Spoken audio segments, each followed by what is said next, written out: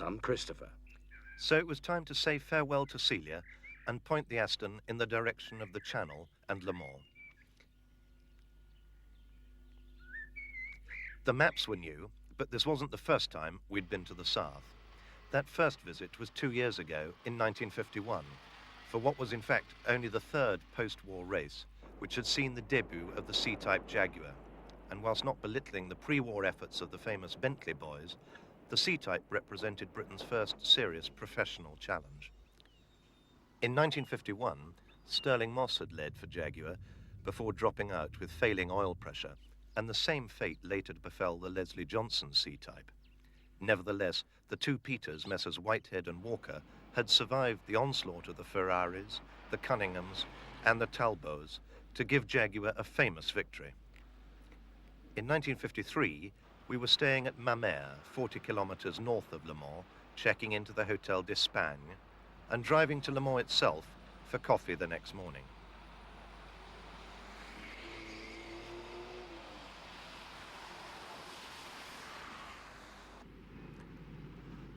There was time to watch the citizens of Le Mans go about their daily business and to ponder over last year's race.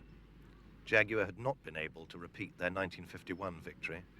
They had been totally eclipsed for speed by the new Mercedes 300 SL, complete with those futuristic gull-wing doors.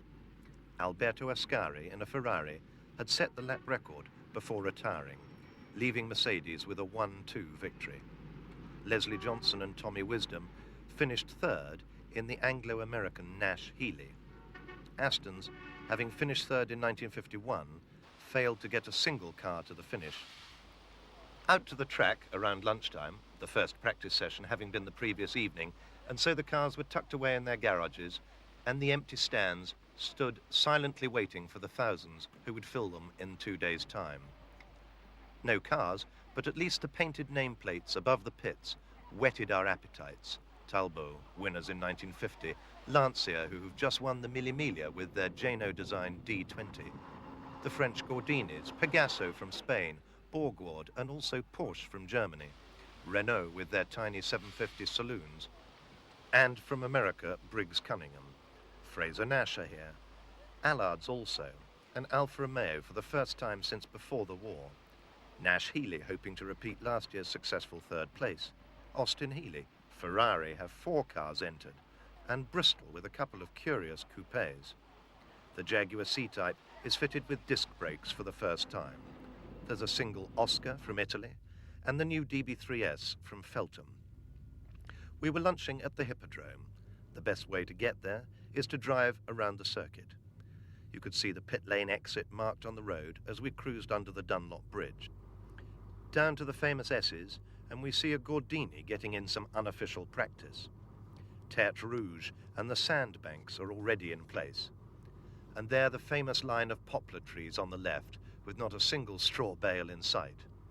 Then it's down the Mulsanne Strait, all 5 miles of it, the main route nationale to Tours. Halfway down, we stop for lunch at the Hippodrome restaurant.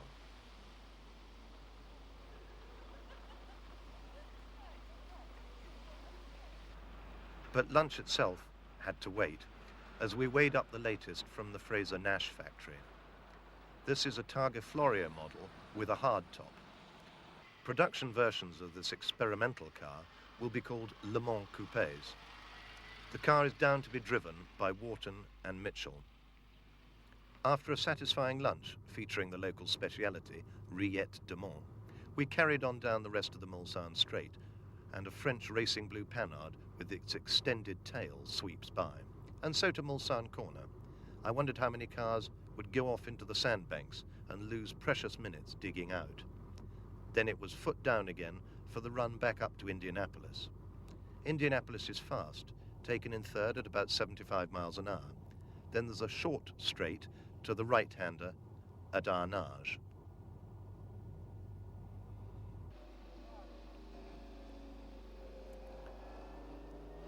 We stopped to watch for a while and rewarded with the sight of a little Gordini going through its paces.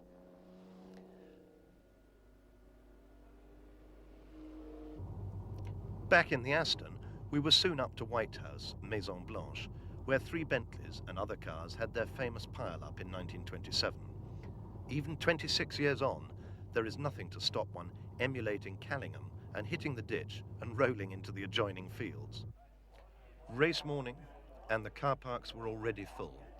We'd had 2 peaceful days away down on the Loire, marvelling at the chateaux of Chenonceau and Amboise, high on the cliff above the river. After dinner on the Friday night, we'd watched final practice, and unfortunately the Spanish Pegaso had crashed and was too badly damaged to race.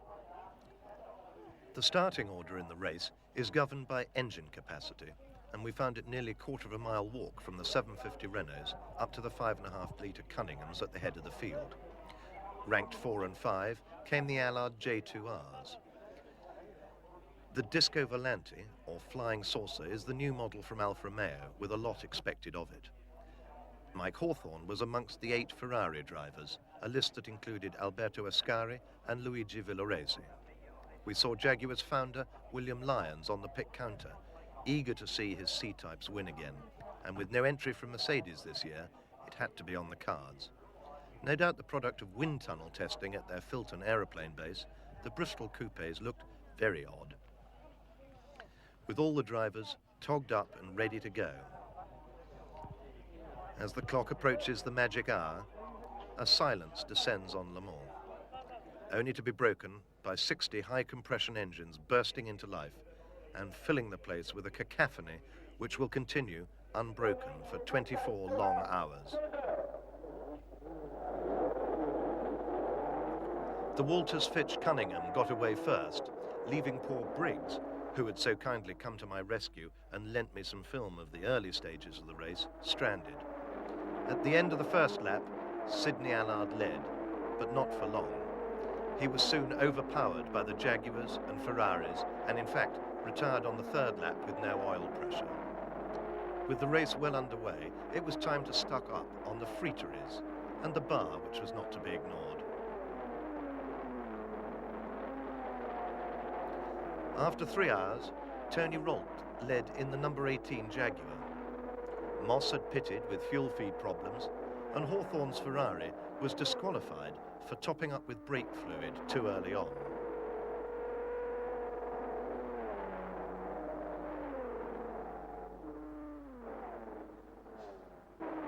We watched the number 7 Talbot climb the hill from the Dunlop Bridge. A yellow C-type was entered by the Belgian Jaguar distributor for Laurent and de Tourneco. Johnny Fitch and Phil Walters drove the number 2 Cunningham, which was the fastest car in the field. Most of the huge crowd at Le Mans make a weekend of it. Not for them the comfort of our room at the Hotel d'Espagne. They rough it under canvas among the pine trees. The 6 hours of darkness are very special at Le Mans. The crowd thins to a few hardy souls, but the noise goes on as the cars rocket up the hill between the pits and the grandstands. By now, Rolt and his partner Duncan Hamilton have built a 2-lap lead over the Ferrari of Ascari and Villoresi. Just after dawn on Sunday came tragedy. Tom Cole, the American, was tragically killed when his Ferrari crashed at White House Corner. At 5 in the morning, with 11 hours still to go, only Jaguar and Cunningham could claim to have all their cars still running. And there was no sign yet of the crowd refilling the stands. This part of France is notorious for its early mist on summer mornings, and until it's burnt away by the sun's heat, this makes driving down the Mulsanne at 150 miles an hour hazardous, to say the least. Briggs Cunningham was still running strongly in the car he was sharing with the bespectacled Bill Spear.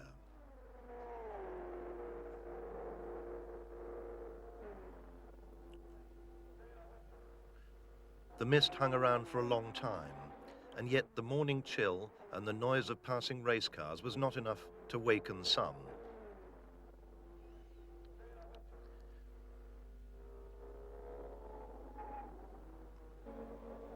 We watched the leading C-type make an early morning pit stop. The car was running faultlessly, and the burly Hamilton took over from Tony Rolt for the next spell.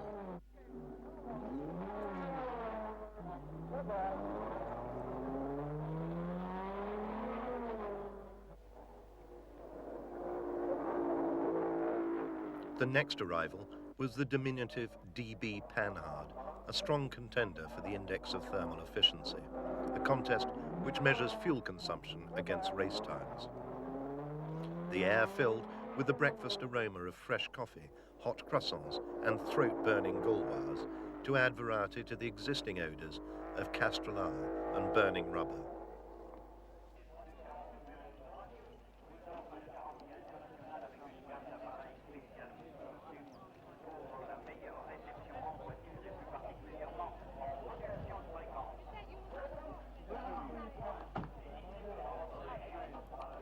Breakfast over, we returned to the Cunningham pit in time to see the coupe version in for a tyre change with its cut-off tail devised by the aerodynamicist Dr. Kamm. This car was driven by Charles Moran and John Bennett and was destined to finish 10th. Briggs is a multi-millionaire who just loves European-style racing. He first appeared here in 1950 with a pair of Cadillac-powered cars. Since then, winning the Le Mans 24-hour race has become an obsession with him.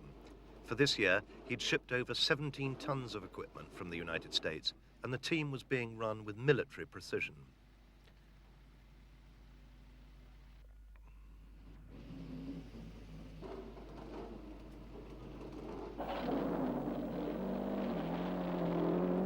And when he wasn't driving the car, Briggs was in the pit, keeping an eye on the lap times. Last year, Briggs had driven for 20 of the 24 hours. Pierre Levesque had attempted to drive the entire 1952 race by himself, but was so exhausted after 22.5 hours he had to retire as a danger to others as well as to himself. Now there's a rule that says drivers must not do more than 80 consecutive laps, or 18 hours in total. The number 2 car came in for some bodywork attention after Pitch had an altercation with the scenery. They've been chasing the third-place Jaguar of Moss and Walker. They, in turn, lay behind the Villoresi-Ascari Ferrari and Hamilton, Rolt, still leading for Jaguar. Before any car can go back into the race, the plombeur has to come along and seal the fuel filler cap with a length of tape and a lead seal. There is always a risk of disqualification if the seal is broken before a certain number of laps are completed. By lunchtime, the paddock behind the pits was starting to resemble an Italian dead car park, with red cars everywhere, Ferraris, Alfas and Lancias, with the Villoresi-Ascari car now out with clutch failure. Ferrari had just one car left, that of Marzotto.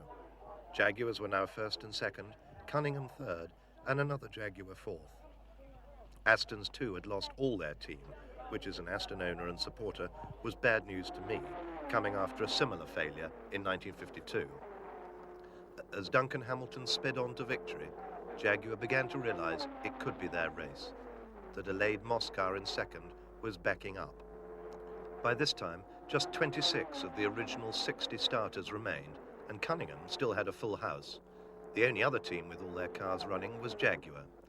The new disc brakes on the C-types had certainly paved the way for a famous victory, just reward after their disappointment last year, when the new long-tail bodywork had caused overheating, allowing Mercedes to storm to victory. As 4 o'clock approaches, the crowd started to drift away from the sideshows to congregate in the tribune area for the finish.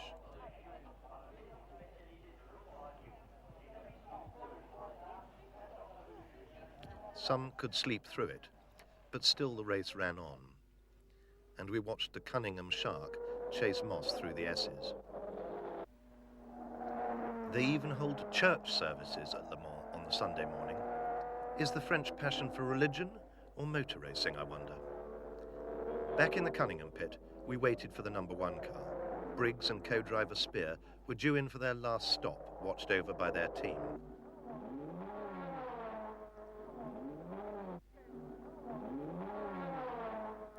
Bill Spear handed over to Briggs for the last spell.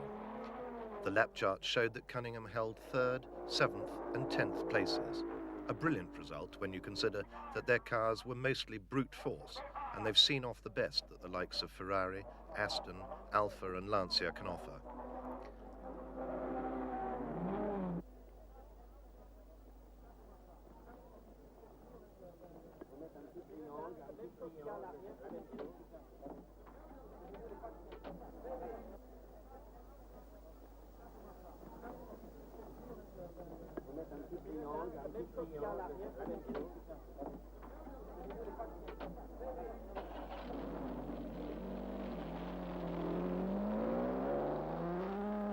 I glimpsed William Lyon through the crowd. What a result for him. But there was still tension. A few more laps to go, during which anything could happen, and so often does in motor racing.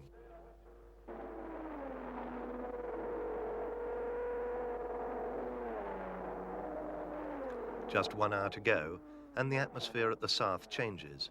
The cars keep circulating. But out come the gendarmes to line the pit lane, always a sure sign that the finish is not far away.